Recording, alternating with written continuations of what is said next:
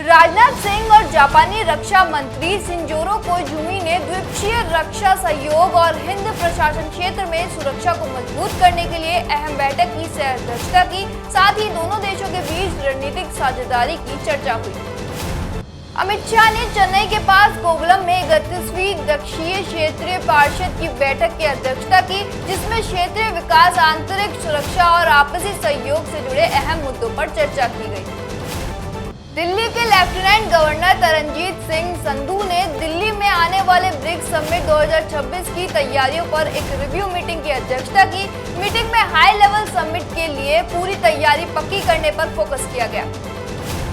केंद्रीय consumer affairs, food और public distribution minister Joshi Prahlad ने कंज्यूमर अफेयर्स डिपार्टमेंट की सेक्रेटरी निधि खरे के साथ मीटिंग की। एनटीएच कैडर को रिस्ट्रक्चर करने और इसकी टेस्टिंग फैसिलिटी को मजबूत करने पर चर्चा की गई।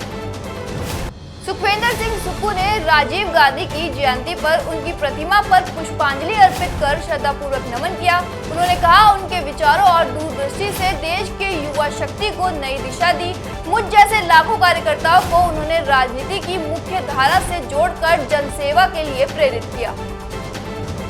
केंद्रीय सड़क परिवहन और राजमार्ग राज्य मंत्री हर्ष मल्होत्रा दिल्ली के कैबिनेट मंत्री मनजिंदर सिंह सिरसा के साथ दिल्ली में एक पेड़ मां के नाम पहल के तहत पेड़ लगाने के कार्यक्रम में भाग लिया।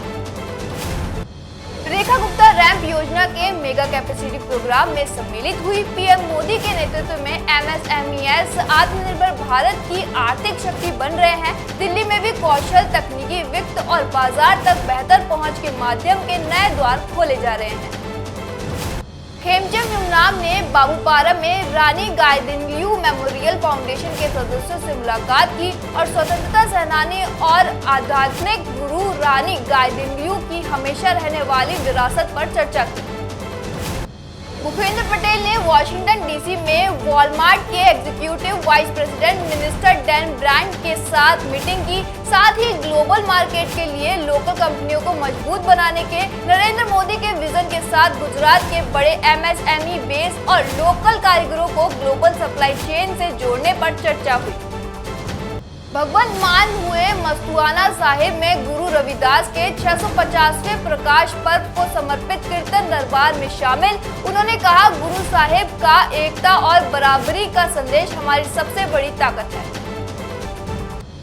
सीएम देवेंद्र ने कहा, नागपुर के ऐतिहासिक अंबाझरी झील से जलकुंडी पूरी तरह साफ कर दी गई है और प्रदूषण रोकने के लिए नया सीवेज ट्रीटमेंट प्लांट तैयार किया गया है। झील में बोटिंग और कयाकिंग जैसे खेल गतिविधियां फिर से शुरू होने से युवा एथलीटों को बेहतर ट्रेनिंग के नए अवसर मिलेंगे।